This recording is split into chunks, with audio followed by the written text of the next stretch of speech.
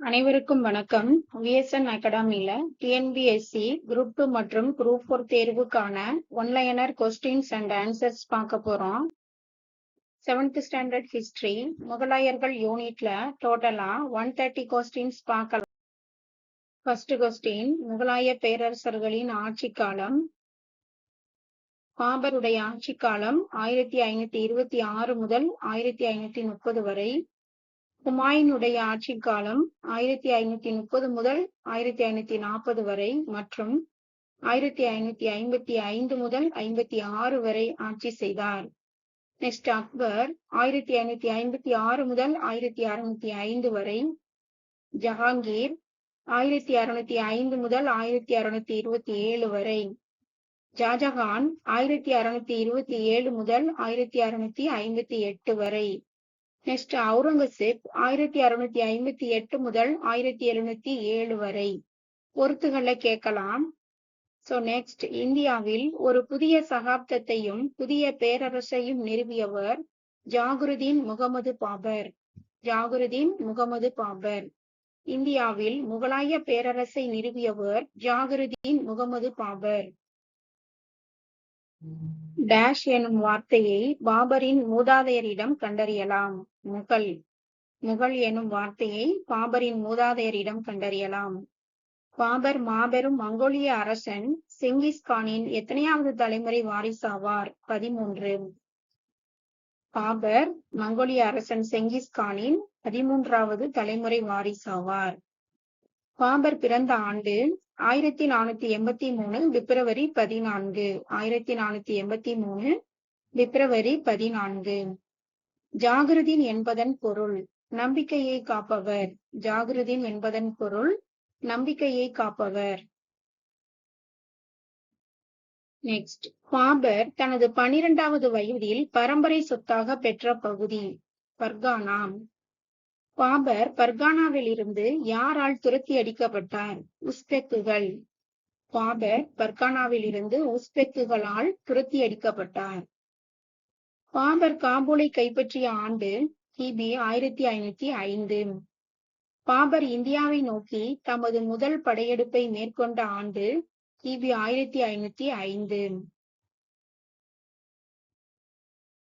பாபரை இந்தியாவின் மீது படையெடுத்து வரும்படி அழைத்தவர்கள் தௌலத்கான் லோடியின் மகன் திலாவர் கான் மற்றும் ஆலம் கான். தௌலத்கான் லோடியின் மகன் திலாவர் கான் மற்றும் ஆலம் கான். முதலாம் பானிபட் போர் நடைபெற்ற ஆண்டு கிபி 1526. முதலாம் பானிபட் போரில் பாபர் கைப்பற்றிய பகுதிகள் டெல்லி மற்றும் ஆக்ரா. நெக்ஸ்ட், முகலாய வம்சத்தின் ஆட்சி எந்த பகுதியை தலைநகராக கொண்டு துவங்கியது? ஆக்ரா. முகலாய வம்சத்தோட ஆட்சி ஆக்ரா பகுதியை தலைநகராக கொண்டு துவங்கியது. பாபர் கிபி 1527 ராணா சங்காவையும் அவருடைய ஆதரவாளர்களையும் டேஷ் என்னும் இடத்தில் தோற்கடித்தார். கன்வா என்னும் இடத்தில் தோற்கடித்தார். நெக்ஸ்ட், பொறுத்துக. கன்வா போர் கிபி 1527. சந்தேரி போர் 1528. காக்ரா போர் 1529. பாபருடைய இறப்பு 1530. பொறுத்துகள்ல கேட்கலாம். நெக்ஸ்ட், ஆப்கானியர்களுக்கு எதிராக பாபர் மேற்கொண்ட இறுதி போர் காக்ரா போர். பாபர் மேற்கொண்ட இறுதி போர் காக்ரா போர். பாபர் எந்த மொழியில் புலமை பெற்றவர் ஆவார்? துருக்கி மற்றும் பாரசீகம். பாபர் துருக்கி மற்றும் பாரசீக மொழியில் புலமை பெற்றவர் ஆவார். பாபரின் சுயசரிதை துசிக்கி பாபரி. துசிக்கி பாபரி. பாபருக்கு பின் ஆட்சிக்கு வந்த முகலாய மன்னர் ஹுமாயூன். பாபருக்கு பின் ஆட்சிக்கு வந்த முகலாய மன்னர் ஹுமாயூன்.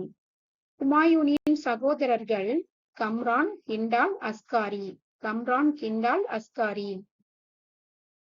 நெக்ஸ்ட், பொறுத்துக. சவுசா போர் கிபி 1539. சவுசா போர் 1539. கன்னோசி போர் 1540. ஹால்டிகாட் போர் 1576.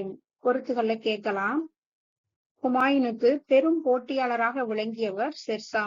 ஹுமாயூனுக்கு பெரும் போட்டியாளராக விளங்கியவர் ஷெர்ஷா. யாருடைய உதவியால் டெல்லியை மீண்டும் கைப்பற்றினார் ஹுமாயூன்? Shah Tahmasp. இவர் ஷாபவிட் வம்சத்தை சேர்ந்தவர். ஷா தாமஸ் சாபவிட் வம்சத்தை சேர்ந்தவர். டெல்லியில் தமது நூலகத்தின் படிக்கட்டுகளில் இடறி விழுந்து ஹுமாயூன் இறந்த ஆண்டு கிபி 1556. ஷெர்ஷாவின் தந்தை ஹசன் சூரி. ஹசன் சூரி ஆட்சி செய்த பகுதி சசாரம், பீகார் மாநிலத்தில் உள்ள சசாராம். ஷெர்ஷாவின் வம்சம் சூர் வம்சம். ஆக்ராவில் சூர் வம்சத்தின் ஆட்சியை தொடங்கி வைத்தவர் ஷெர்ஷா. தமது குறுகிய கால ஆட்சியில் வங்காளம் முதல் சிந்து வரை பரவியிருந்த ஒரு பேரரசை உருவாக்கியவர் ஷெர்ஷா. வங்காளம் முதல் சிந்து வரை பரவியிருந்த ஒரு பேரரசை உருவாக்கியவர் ஷெர்ஷா. நில வருவாய் முறையினை அறிமுகம் செய்தவர் ஷெர்ஷா.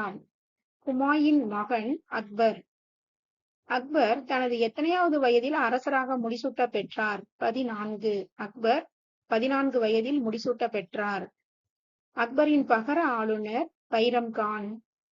சூர் வம்சத்தை சேர்ந்த ஹெமு எனும் தளபதி டெல்லியையும் ஆக்ராவையும் கைப்பற்றிய ஆண்டு கிபி 1556. இரண்டாம் பானிபட் போர் கிபி 1556. இரண்டாம் பானிபட் போரில் பைரம் கானால் தோற்கடிக்கப்பட்டவர் ஹெமு. அக்பரின் தூண்டுதல் காரணமாக பைரம் கான் கொலை செய்யப்பட்ட இடம் குஜராத். அக்பரால் தோற்கடிக்கப்பட்ட மேவார் அரசர் ராணா உதய் சிங். அக்பரால் தோற்கடிக்கப்பட்ட மேவார் அரசர் ராணா உதய் சிங்.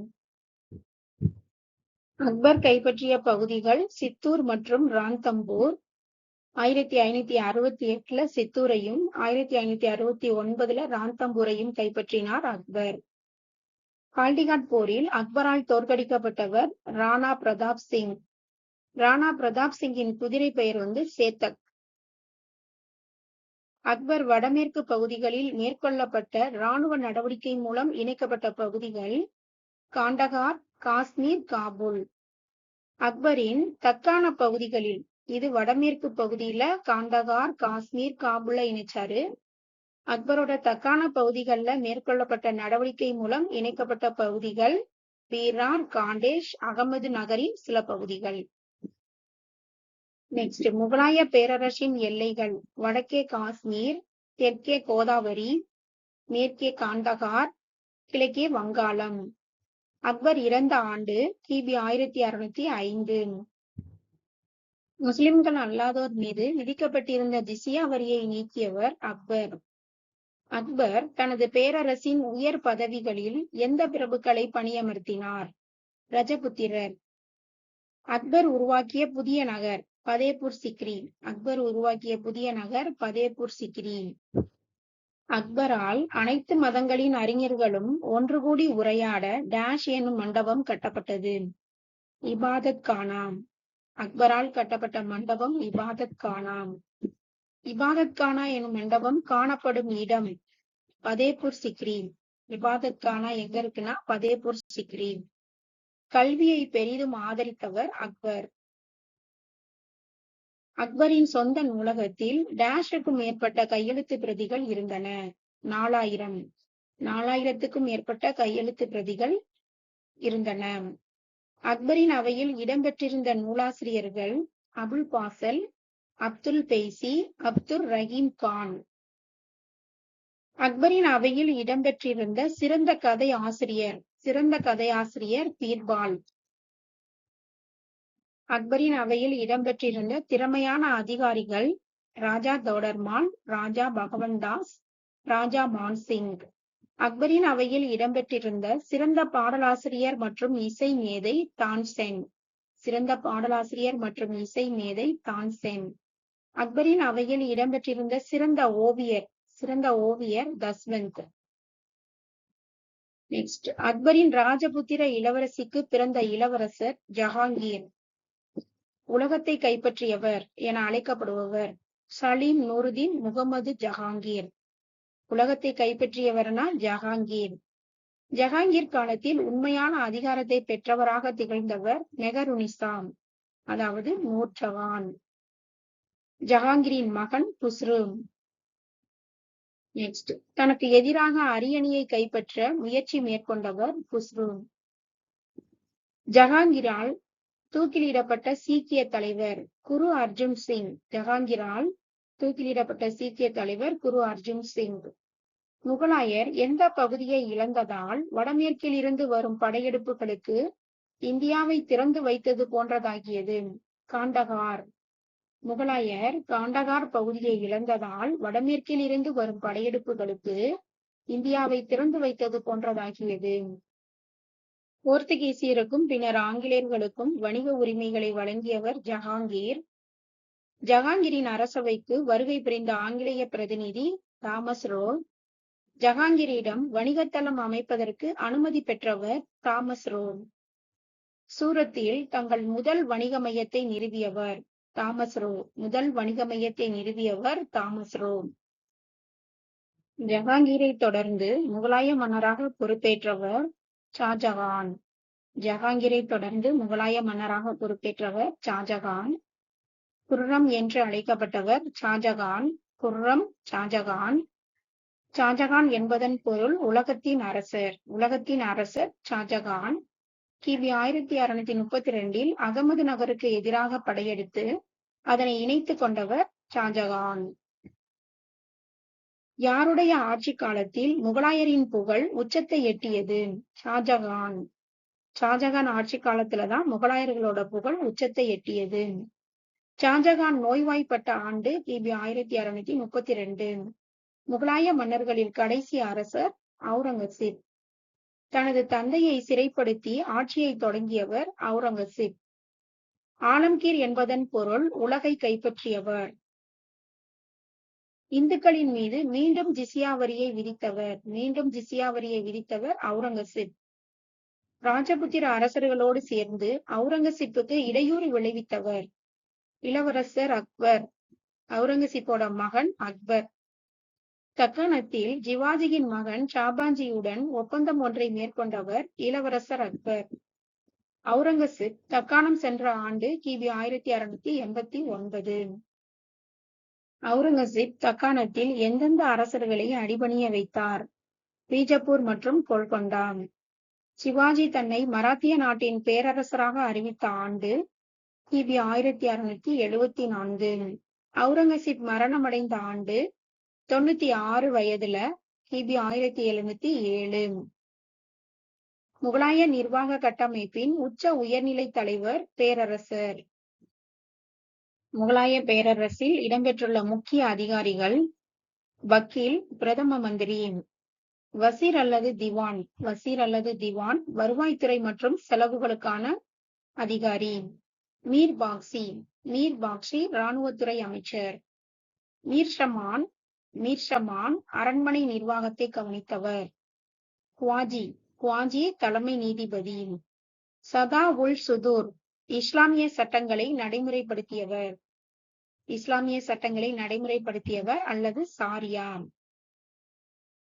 மாகாண நிர்வாகம் காலவரிசை. இது மாதிரி கேட்கலாம். காலவரிசைப்படுத்துக அப்படின்னு சொல்லி கேட்பாங்க. பேரரசு, நெக்ஸ்ட் சுபாக்கள், சர்க்கார்கள், பர்கானா, கிராமம். பேரரசு, சுபாக்கள், சர்க்கார்கள், பர்கானா, கிராமம். சுபாக்களை நிர்வாகம் செய்த அதிகாரி சுபேதார். சுபாக்களை நிர்வாகம் செய்த அதிகாரி சுபேதார். பல கிராமங்களை உள்ளடக்கிய பிரிவு. பல கிராமங்களை உள்ளடக்கிய பிரிவு தான் பர்கானா. மன்சப்தாரி முறையை அறிமுகம் செய்தவர் அக்பர். மன்சப். மன்சப் என்பதன் பொருள் படிநிலை, தகுதி, அந்தஸ்து. படிநிலை, தகுதி, அந்தஸ்து. மன்சப்தார் டேஷ் எனும் இரு விடயங்களை சார்ந்திருந்தன. Shot, Shawar. மன்சப்தாரின் தகுதியை குறிப்பது ஷாட். தகுதி. மன்சப்தாரின் தகுதியை குறிப்பது ஷாட். ஒரு மன்சப்தார் பராமரிக்க வேண்டிய குதிரைகள், குதிரை வீரர்களின் எண்ணிக்கையை குறிப்பது சவார். மன்சப்தார் வைத்திருக்க வேண்டிய குதிரைகள் 10 முதல் 10,000 வரை. நெக்ஸ்ட், யாருடைய ஆட்சி காலத்தில் மன்சப்தார் பதவி பரம்பரை உரிமை சார்ந்ததாக இல்லை? அக்பர். அக்பருடைய ஆட்சி காலத்துல மன்சப்தார் பதவி பரம்பரை உரிமை சார்ந்ததாக இல்லை. யாருடைய ஆட்சி காலத்தில் நில வருவாய் நிர்வாகம் சீரமைக்கப்பட்டது? அக்பருடைய காலத்துலதான் நில வருவாய் நிர்வாகம் சீரமைக்கப்பட்டது. அக்பரின் நிர்வாகத்துறை அமைச்சர் ராஜா தோடர்மால். அக்பருடைய நிர்வாகத்துறை அமைச்சர் ராஜா தோடர்மால். ஷெர்ஷா அறிமுகம் செய்த நில வருவாய் முறையை பின்பற்றியவர் அக்பர். ஷெர்ஷா அறிமுகம் செய்த நில வருவாய் முறையை பின்பற்றியவர் யாருன்னா அக்பர். வடக்கு மற்றும் வடமேற்கு மாகாணங்களில் ஜப்த் முறையை அறிமுகம் செய்தவர் ராஜா தோடர்மால். முகலாயர்கள் ஆட்சி காலத்தில் நில வருவாயாக வசூலிக்கப்பட்டது மூன்றில் ஒரு பங்கு. ஜப்த் அல்லது சப்தி முறையை தக்கான மாகாணங்களுக்கு விரிவுபடுத்தியவர்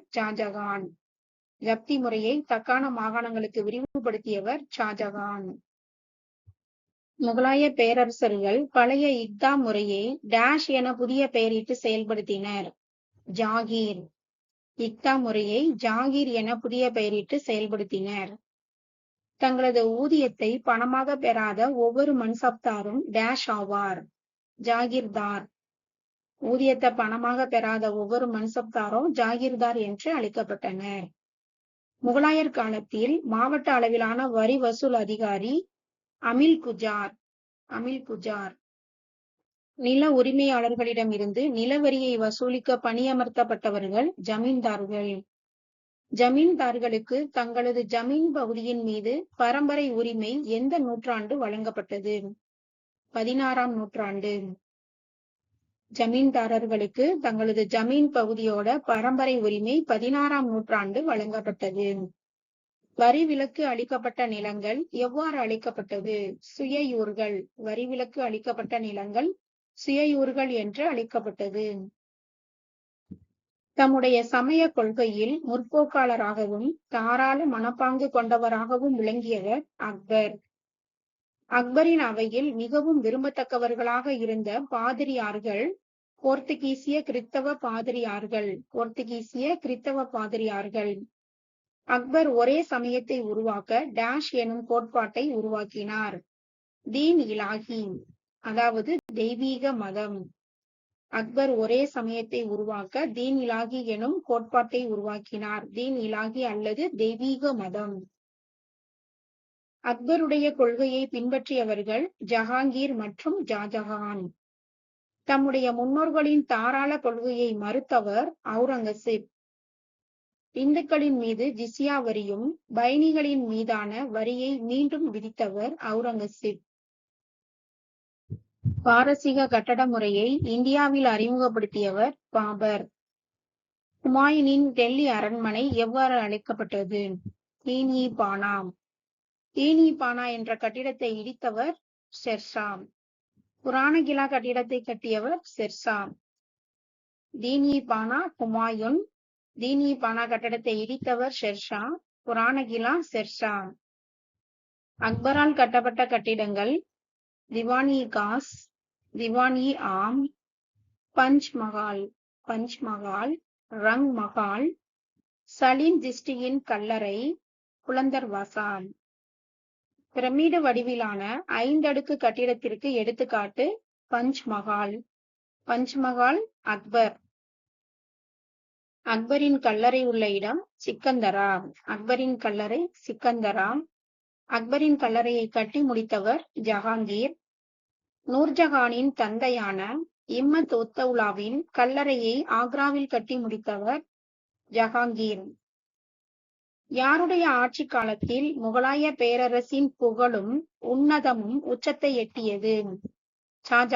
ஷாஜகானோட ஆட்சி காலத்துல முகலாய பேரரசின் புகழும் உன்னதமும் உச்சத்தை எட்டியது. தாஜ்மஹால் அமைந்துள்ள இடம் யமுனை நதிக்கரையில் தாஜ்மஹால் அமைந்துள்ளது. ஆக்ராவில் உள்ள முத்து மசூதி அல்லது மோதி மசூதி மற்றும் டெல்லியில் உள்ள மிகப்பெரிய ஜும்மா மசூதியை கட்டியவர் ஷாஜகான். முத்து மசூதி அல்லது மோதி மசூதி மற்றும் ஜும்மா மசூதியை கட்டியவர் ஷாஜகான். லால் குயிலா என்று அழைக்கப்படும் டெல்லியில் உள்ள முகலாய பேரரசின் வாழ்விடம் செங்கோட்டை. லால் குயிலா என்று அழைக்கப்படும் டெல்லி செங்கோட்டையை கட்டியவர் ஷாஜகான். டெல்லி செங்கோட்டை எந்த கற்களால் கட்டப்பட்டது? சிவப்பு நிற கற்களால் கட்டப்பட்டது.